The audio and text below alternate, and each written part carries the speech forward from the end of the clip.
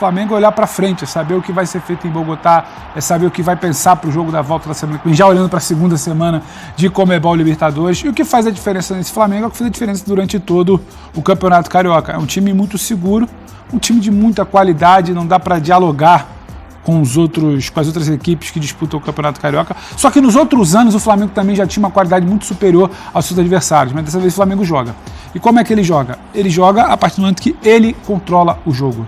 Quem dita a dinâmica do jogo é o Flamengo. Então o Nova Iguaçu, quando ele tenta querer ditar minimamente o jogo, ele tenta fazer o seu jogo. É interessante porque tem seu estilo, tem um 4-2-3-1 do seu treinador, que o levou de forma muito justa até a final. Mas quando ele tenta minimamente, o Flamengo não precisou se esforçar. O Flamengo não precisou esticar muito a marcha dele, não precisou fazer a sua melhor atuação para fazer um 3-0 na final, mas ele teve minimamente espaço e tem muita qualidade, muito seguro lá atrás.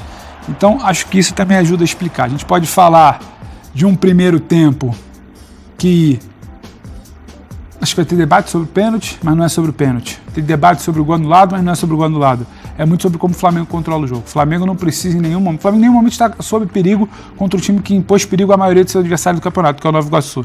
Então esse controle de jogo para mim do Flamengo, a todo momento parece que é o Flamengo que vai ditar o que vai acontecer em campo. Acho que isso explica o que é essa trajetória até aqui, explica o virtual título carioca do Flamengo.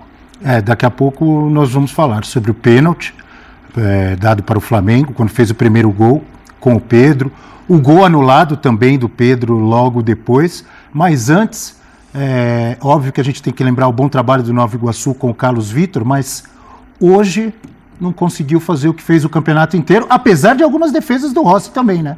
Sim, ali no primeiro tempo, né, antes do primeiro gol, ainda tinha, e depois até o final do primeiro tempo, de vez em quando o Nova Iguaçu esboçava ali uma subida ao ataque e tal, mas com chutes um pouco mais de fora da área, normalmente. Eu fico olhando para o jogo, assim, não há termo de comparação entre o Flamengo e o Nova Iguaçu. Primeiro, é importante dizer que o Nova Iguaçu chegou onde chegou pelos seus méritos. Ele merece estar lá, ele fez um belo campeonato carioca, ele passou muito bem pelo Vasco na semifinal, ele merece estar lá. Agora eu vou virar a página para falar outra coisa. É óbvio que para o Flamengo, pensando em ser campeão estadual, tá ótimo pegar o Nova Iguaçu na final. Agora para o Flamengo, pensando em ganhar condicionamento, ganhar ritmo, ganhar intensidade, pensando na temporada que começa logo ali na terça-feira e logo depois no Campeonato Brasileiro, é um adversário que exige pouco do Flamengo. Perfeito. Teria sido mais interessante um jogo com o Botafogo. Mas o Botafogo não se classificou. Ok, mas o Botafogo de hoje é um time que exigiria mais do Flamengo. Até com o Vasco, que eu acho que fisicamente cresceria, tentaria esticar mais a corda no aspecto de intensidade do Flamengo no jogo. O jogo hoje foi um jogo de um time, Nova Iguaçu, que ok, chegou aqui, tá ótimo. E que tentou fazer o seu jogo, que é um jogo que gosta de ter a bola, que não se preocupa tanto com uma marcação mais dura, mais rígida. Abel, em alguns momentos do jogo, teve quase cara de um amistoso. Exato. Porque o próprio Flamengo não jogou no seu ritmo total. E em alguns momentos o Flamengo, que poderia ter vencido esse jogo, por um placar bem mais dilatado, parecia até um pouco displicente, tentando algumas jogadas que a gente sabia que não eram as mais exatas. Finalização, achei assim. Chegava com uma certa tranquilidade e na hora de finalizar um pouco de displicência. Ou às vezes uma jogada individual, eu vou tentar aqui um drible, que nem sempre é o que seria o mais indicado num jogo de mais competição. Ficou mais com cara de um jogo assim de cumprir tabela. Todo mundo sabe que o Flamengo vai ser campeão. Ele não precisa dar o seu ritmo todo agora. Então é óbvio que ele vai ganhar, mas também é bom porque ele não se desgasta tanto. No segundo tempo, né, alguns jogadores já saíram, pensando na partida da Libertadores e tal. É normal isso. Mas em termos de teste para o time, qual é o real nível do Flamengo? Até onde esse time está pronto para jogar agora não serve como um teste. Porque o adversário é um adversário que chegou lá porque mereceu chegar lá. Não estou tirando, parabéns ao Nova Iguaçu, um trabalho muito bem feito. Mas não tem como disputar com o Flamengo. Então, a minha questão é essa. Até que ponto essas finais vão ajudar o Flamengo a se preparar melhor para os maiores desafios que virão a partir de agora. Abel, só para passar por lá uma coisa para não parecer injusto, O Flamengo, que às vezes parece até displicente de finalização, não é nem um demérito, mas é que o cenário do calendário impõe isso. Você está olhando para terça-feira e está olhando para outra semana e para início de Brasileiro. Então não é que o Flamengo relaxou, não tratou com o devido compromisso. Só que você sabe que a coisa vai ser feita, então acaba que não é a mobilização de um Fla-Flu, não é a mobilização nem de um Flamengo e Vasco, que coletivamente pode ser até visto como abaixo do Nova Iguaçu, ou como Botafogo, ou como uma mobilização de uma estreia de Libertadores fora de casa terça-feira. É uma coisa do tipo, fizemos muito pouco e vencemos no primeiro tempo. Se fizermos um pouquinho também no início do segundo, que começa assim, Flamengo faz o básico para criar, não capricha na finalização, mas quando capricha faz 2-0, já reduz um pouquinho a marcha, o Tite já começa a mexer, e depois acaba pintando um 3-0 ali, que é meio que um bate-rebate, a jogada que é bonita, mas o zagueiro corta para trás. Eu me assustei até se depois a gente puder rodar, com a comemoração do terceiro gol, uma coisa meio... Ah, tá, valeu. Isso aí, vamos lá. Então, acho que explica muito isso que hoje ele passou do panorama do jogo. Também foi gol contra, né? Foi uma jogada linda do Pedro, mas foi gol contra. Mas se é um Fla-Flu 3-0, jogo dia da maçã do rival. Como é que era esse terceiro gol? E aí o jogo tava tranquilo. O calendário te leva a isso. Eu acho que com esse sabor que ficou de acabou, o Campeonato Carioca está decidido, é o 38º título do Flamengo, a gente pode analisar o campeonato. Pensando na preparação do Flamengo para o que vem pela frente de Brasileiro, de Libertadores, de Copa do Brasil, a gente pode pensar no jogo de hoje, mas pode pensar na temporada do Flamengo até aqui, de um time que dificilmente sofre um gol, por exemplo. Claro, não é, Léo? Claro. Em outros anos, ter instabilidade no estadual gerou pressão no técnico, gerou dúvida sobre o trabalho e gerou esse tipo de instabilidade. Então, você fazer um campeonato sem sustos, um campeonato vencido de forma protocolar, acho que essa é a palavra, protocolar, chama atenção. Por quê? Como que o Nova Iguaçu chega na final? Vou citar, por exemplo, os jogos contra o Vasco. Jogos em que o rival não teve nenhum tipo de controle e o Nova Iguaçu explorando espaços e o Nova Iguaçu explorando, por exemplo, a intermediária ofensiva com chances de finalizar a rodo. Hoje eu me lembro de uma defesa difícil do Rossi, das poucas que ele fez em todo o campeonato praticamente. Então, o Flamengo teve a capacidade de tranquilizar o jogo, de abrir a vantagem com folga, e poder gerir, sim, semana que vem. E acho que não vai ser nenhum desrespeito e nenhum demérito ao adversário, que o Tite até pense em algum jogador que não esteja 100%, não começar com ele. A partir de agora, a Libertadores ganha toda a importância. O Flamengo está num grupo em que ele é, sem dúvida nenhuma, o time mais forte, mas que ele pode pensar em ter a melhor campanha da fase de classificação, em ter vantagens aí de decidir em casa nas fases seguintes. Acho que a chave do estadual pode começar a ser virada já com alguma tranquilidade. Mas é bom a gente sempre destacar o mérito desse time do Nova Iguaçu, que deixou os outros para trás sem roubar nada de ninguém, né? Pelo contrário, foi o melhor do resto, né? E ser o melhor do resto num campeonato em que esse Flamengo foi tão superior também não é pouca coisa. Agora há pouco, enquanto você falava, Léo, a gente viu o lance do pênalti marcado ali a favor do Flamengo quando sai o primeiro gol do Pedro. Para você foi pênalti? Para mim foi. A bola já tinha passado, ele tenta chegar e toca o tornozelo do Ayrton Lucas. É verdade que ele demora um pouco para cair, mas na minha opinião o ônus da penalidade não é de quem sofre, é de quem comete. Fora da área, acho que não teria muita discussão. Então, e até se estivesse na posição do VAR, eu também não indicaria revisão para o árbitro, não. Será que eu vou ficar sozinho nessa? Não. Porque para mim não foi pênalti, não. Acho que eu tô com você então. Você tá comigo? É porque eu entendo eu entendo o argumento do Léo, só que eu ficaria um pouco mais do lado dele se o pé que parece que sugere ser calçado, o pé que tropeça, fosse o mesmo do choque. Ele toma ali em tese um calço no pé direito, se mantém em pé, não derruba, essa trombada que para meu ver é o choque ali, e ele tropeça ao esquerdo. Então assim, eu não sei de onde surgiu aquele tropeção ali do esquerdo. Pode ser também, não é que seja uma verdade absoluta, pode ser um desequilíbrio, o esquerdo não fixou no chão, mas o calço no direito e o esquerdo do nada ele acaba calçado. Eu não achei pênalti, eu acho que tinha condição de seguir, ele optou por cair, a meu ver, mas assim também, Abel, eu não estou vendo um lance absurdo, um escândalo, apenas uma simulação, porque tem também o lance do impacto do que pode ter derrubado. Acontece, eu não achei. Né? Eu não achei. O contato mas pode ter, ele de fato, aconteceu. Desequilibrado. Só que, na minha visão, ele continua a passada, ele dá mais 2 ou 3 passos ali e aí cai sozinho. Parece até que se atira, né? Na minha visão, não houve o pênalti. O Léo pensa diferente. Você, Eugênio? Eu acho que nós estamos na era do streaming, então é o pênalti com delay, com atraso. Atraso?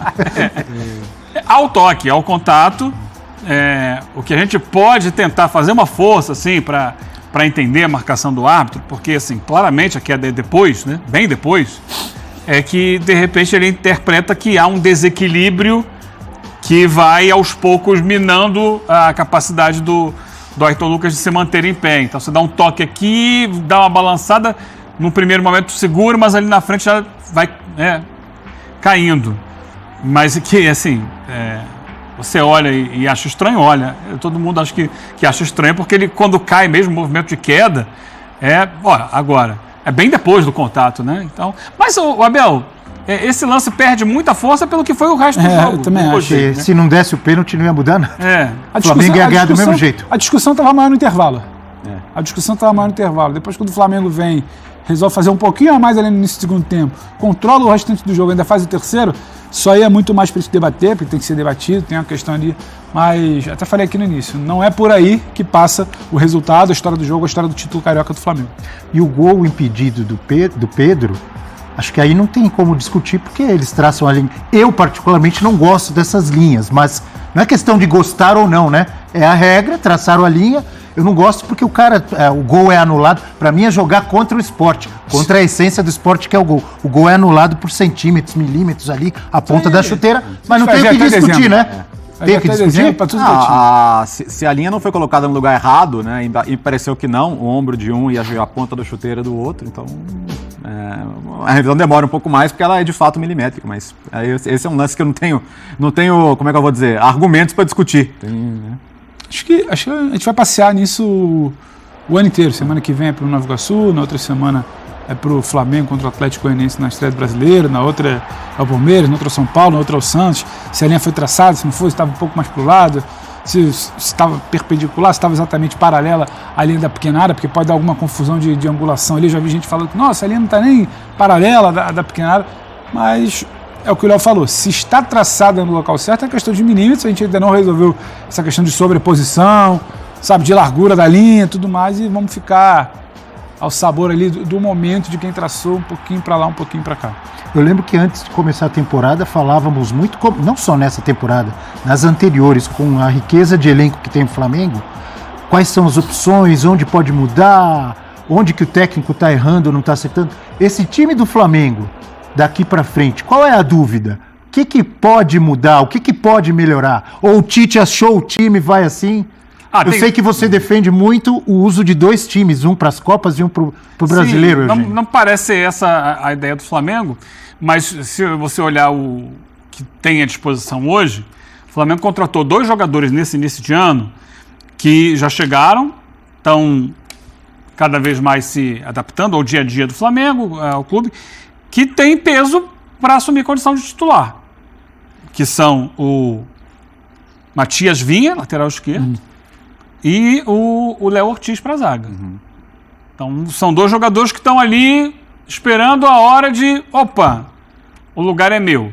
No caso do Léo Ortiz, se a gente pensar que ele poderia entrar na vaga do Fabrício Bruno, isso aí sofreu um baque muito grande com a convocação do Fabrício Bruno para a seleção brasileira, e não só a convocação, ele jogou e foi bem na seleção brasileira. Você pode ter a sua opinião diferente, mas no geral compôs bem a zaga da seleção brasileira. Então atrasa um pouco a questão do Léo Ortiz. E tem uma outra situação no jogo, do time do Flamengo, que é o Gerson. O Gerson teve um problema sério nos rins, passou por uma cirurgia, está se recuperando. Quando o Gerson estiver pronto, aí você tem 3 jogadores para entrar no time. Não estou nem chegando no caso do Gabigol, que ao que parece não é nada por agora. Mas é Léo Ortiz na zaga, Matias Vinha na lateral esquerda, Gerson no meio de campo. E são modificações possíveis e prováveis ao longo da temporada. Em que momento da temporada a gente vai esperar o tempo correr para saber? É óbvio que o Flamengo vai ter desafios mais difíceis. Quando chega, vai avançando na Libertadores, começa o Campeonato Brasileiro, jogos mais complicados ou com adversários mais bem preparados do que esses do Campeonato Estadual. Mas esses caras que você citou, Vinha, Léo Ortiz, qual foi o outro? Gerson. Do jeito que está agora, eles vão ter que esperar acontecer alguma coisa, uma suspensão, uma lesão, porque não está acertado o time? Agora, tem uma coisa que inevitavelmente vai acontecer, que é a Copa América. Data FIFA, Copa América, né? Você vai ter a Copa América que vai tirar jogadores. E o Uruguai, por exemplo, é uma seleção que o Flamengo perde seu meio campo. Tende a ir longe na competição. o Eric Pulgar também, quer dizer, são jogadores importantes. Aí você vai ter que contar um pouco mais com esse elenco. O Gerson, hoje, por exemplo, o Dela Cruz é um jogador que é absolutamente fundamental. Você tá, mas os números, eu vejo te falar, os números do Dela Cruz, pô, você ficar procurando números do Dela Cruz e não olhar para ele, o que ele produz, o que ele gera de jogo pro time, é muito fácil ver o que ele tem feito nesse time do Flamengo. Então, hoje é um jogador que, assim, o time ideal do Flamengo, onde eu vou colocar o Gerson? Eu não mexo no Dela Cruz, por exemplo, entendeu? Então, olha como é difícil realmente você encontrar espaço para outros jogadores. O Everton Cebolinha fez a jogada do segundo gol hoje, é um cara que desde que o Tite chegou, ele foi renascido. Então, é outro que você não consegue pensar no time sem ele. E como corre, tá em todo lado do campo, mais pelo lado esquerdo, mas aparece pelo lado direito. Sim. A gente fala pouco, mas tá jogando cada vez mais ou é exagero meu? Não é exagero não, acho que desde aquela fase fantástica no Grêmio, em que ele foi para a Seleção Brasileira com o próprio Tite, foi para Portugal e lá não se deu tão bem, é sem dúvida o melhor momento que ele vive na carreira. Eu acho que assim, voltando o Gerson, na chegada do Dela Cruz, né? Quando estava o Gerson no time ainda, ele tirou o Luiz Araújo. Talvez seja o elo mais fraco ali desse time, né? Em termos de reconhecimento técnico. É um jogador que fisicamente entrega bastante, né? Não foi bem o caso hoje, mas em partidas em que há uma exigência maior de recomposição defensiva, ele está muito presente, né? Ele é um jogador que volta bem para marcar, ajuda bem na proteção ali pelo lado do campo.